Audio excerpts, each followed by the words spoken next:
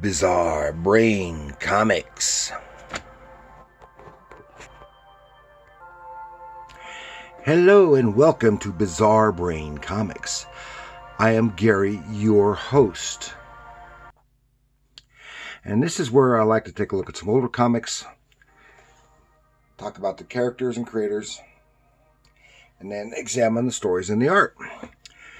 And this time I'm going to take a step back to something I've talked about a little bit before.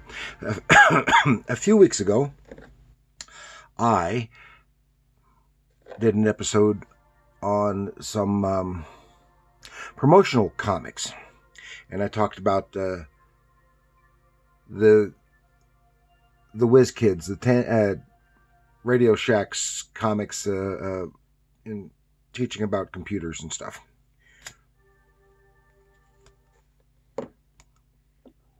And I talked about these 4 comics at that time. And then just shortly after that, I got hold of another one. That was this one right here. And this is the most recent issue that I've got from 1988. And I thought I would take a little deeper dive into it. Okay, and they're the Tandy computer Whiz Kids. This is written by William Palmer and art by Dick Ayers with inks by Chick Stone from 1988.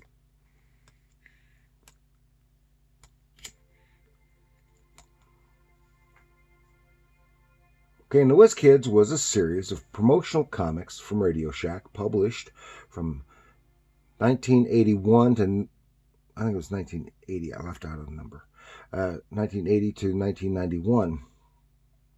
And they were initially published by DC Comics. As you can see here, are the ones that feature Superman and Supergirl and Superman and Wonder Woman. You can see that in this one right there. And the villain is Lex Luthor. And they were later published by Archie Comics. That represents the Whiz Kids on the extreme left of the image, and the one that we're going to talk about. These were published from Archie, and they don't have Archie characters.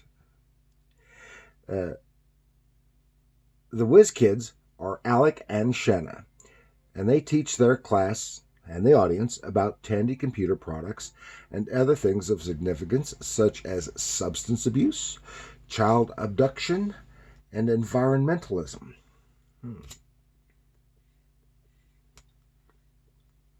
And 3 of them had crossovers with DC characters, as I said before, like Superman, Supergirl, and Wonder Woman. Then with the shift to the Archie comics, the art style became slightly more stylized or cartoonish, and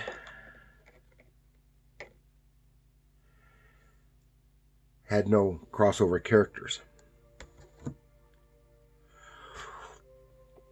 So let's take a look here, shall we? And Whiz Kids. This is the Tandy Computers Whiz Kids in action again. Alec and Shanna. And Alec and Shanna starring in Fit to Win, Compliments of Radio Shack, a division of Tandy Corporation. And one of the reasons that I got this, I saw it on Amazon. And of course, one of the reasons I got it is because of the submarine on the cover.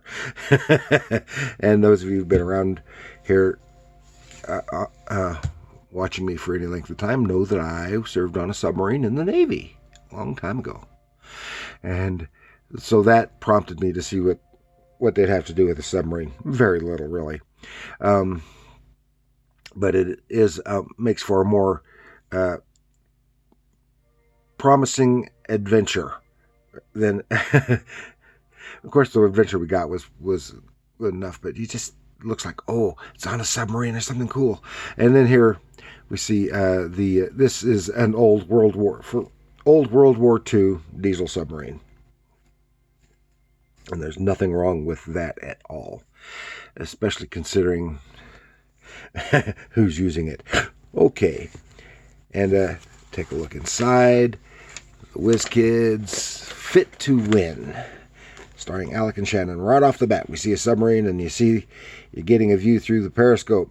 Said nothing yet, sir. Very well. Keep scanning, and it is drawn. You can see here. It's written by William Palmer and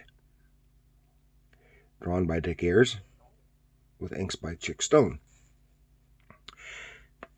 And it is, the whole style throughout is somewhat more simplified, and I think, and the art is not as good as has been in the past, and not as good as Dick Ayers was able to, but he was getting a lot older at this time, and I think his art wasn't, probably his eyesight is probably failing. I don't know that for sure, and maybe arthritis in his hand. So for whatever reason, he wasn't drawing nearly as well as he had in the past, even probably 10 years before, when he was doing the Scalp Hunter at DC. And of course, I've mentioned Dick Ayers many times before. I didn't care for his work nearly as well on the superhero stuff as I did on the his Western and war comics. Because remember, in the 60s, he was the primary artist for many years on Sergeant Fury and his Howling Commandos, as well as doing a lot of the Westerns. And he did a lot of Western work in the 50s for various publishers. And Chick Stone has always been a very solid workhorse inker for probably every publisher. So we see these guys are in the submarine looking through the periscope, and they see a boat here. And it looks, what are they going to do? Are they going to be shooting a torpedo at it? No. Then we see on the boat, and it's these guys. They're looking for a shipment. So, okay, boss, come here quick. Doesn't that look like a ship on the horizon? Yeah, a ship, all right. It's meanwhile, hey, Fritz, that was a slick idea to have a pleasure boat rendezvous with us off the coast at night. See, these are guys who were some of the guys who were on the submarine. They had a rendezvous, and they transferred some stuff and personnel. Then we the next morning, and we changed scenes to this to an elementary school. It just seems that Alec and Shanna de-aged a bit, because in the DC era, they seem to be in I would guess early high school or junior high. Then was junior high. Now it would be middle school everywhere. But we didn't have middle schools then. We had junior highs. And but here they are in an elementary school, and they're supposed to be like in the 6th grade. And they're talking about what they had done over a break. I guess it's at the beginning of the school year. And Alec volunteers to tell what had happened. And he gets up and he talks about this group. Said, well, a group of kids got together to talk about some of the things we would like, and they got to talking about responsibility, their interest in acquiring education, because they're going to be the leaders of business, science, and government in the future, and to do all that, they had to keep fit all around their minds and their bodies, and talking about physical fitness, and so he talks about the fit to win. He says, "Oh, that's fine, that's all good." Then back here on the pier, and the boat has docked, and people are about to dock. Here, these are some cops undercover. He said, according to the report from the sub, that pleasure boat, the Jolly Roger, is the one we were asked to watch for and to notify us when it crossed their area. Oh, I guess it's the boat that they're... I guess the submarine... It doesn't matter.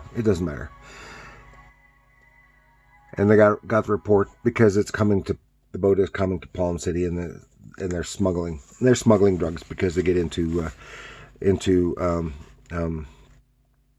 substance abuse in here. And here they are on the boat, and as they're about to dock. Notice how this guy here looks a lot. They make him look like Popeye right there, a little like Popeye. And here's the kids again that got. Teachers got surprises. I've always got surprises for them. Got a surprise for you today! Yay! All kinds of stuff. And hip hip hooray! They got. It said after recess, you three report to Ms. Jackson. Okay, there's stuff going on. It's got the state fair, and they're going to be attending. Then back to the boat when it's getting close. They hired the boat captain, fishing boat. Takes tours and fish and out deep sea fishing and stuff like that. And they're talking about all the money that they're going to make and what they're going to do with it. Then back they're going to do stuff at the state fair. They're going to have a marathon, and Alec is one of the participants going to be in the state fair. Some others are going to be at a booth at the state fair. At the it's an educational booth, so they can talk about education, computer stuff, electronics, just all kinds of future stuff. And here they're on their way, and one of the kids, Shanna, she spots something, and it doesn't quite look right. Stuff being offloaded off this boat, and it doesn't look like it has anything to do with fishing.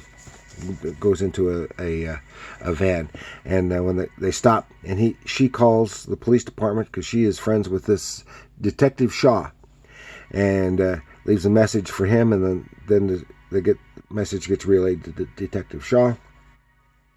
And she had given the description of the car the people took off in, and the van, and the boat, and all that stuff. And they're suspicious because this is part of. It turns out being part of the investigation that they are involved in, and they rush out there. And meanwhile, the bus that they had unloaded all the stuff onto has gone away and hid.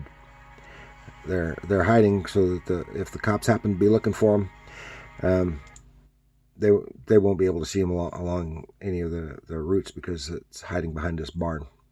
And they're laughing, and they're talking about, well, what about that boat captain? He's just, well, he won't be any problem. We'll pay him off and dump him somewhere. so afterwards. And they're just being all smug. So here at the state fair, the kids are getting ready. They're going to be communicating. And they talk about the TRC 500 walkie-talkies so that while Alec is on his run, he can keep in contact with Shanna, who's going to be at the booth. And then the car gets it and go. Coastal City Elementary, electronics for health. And they talk about what's basically an early form of a Fitbit. Fit, whatever they call it. Using electronics to monitor your vitals while you're exercising and stuff like that, and harmful effects of alcohol and substance abuse, and they're talking about that, and how people get killed in accidents, and talk about the future space program, yada yada yada. Meanwhile, they're using the radios, and I said, "Hey, I just spotted something." Well, while Alec is out on the run. What is it, Alec? And he spots, while on the run, he spots the bus. And so he contacts Shanna. Shanna contacts the cops, and they know where to go, check things out. They got the people who got away in the car. They were suspected of something else, and Alec and another classmate of his tie for on the race. And here we got more stuff. And now, because they were instrumental in bringing down catching all these crooks, stopping the drugs being smuggled into the country, and all this. And the kids win medals. They're always winning something for something. And then here in the back has stuff about computer lingo, like backup diskette, basic binary bit, boot up, stuff like that. Words. Has a little something about the history of computers and the lack of. And this is all done by different artists, so it's probably stuff that they had file copies of information. Several pages of this kind of stuff. If I can get the thing open, so we can see the last spread here. And just more. Computers and astronomy. It's all educational material that they had, and stuff about some history, and more history, and boom, that's it. And that is basically the kind of stuff that those were always in, except when they had tied in with Superman, it was always against bigger villains, and the kids were instrumental in helping Superman and Supergirl and Wonder Woman bring down the bad guys. Of course, then they were always in Metropolis, but that makes sense.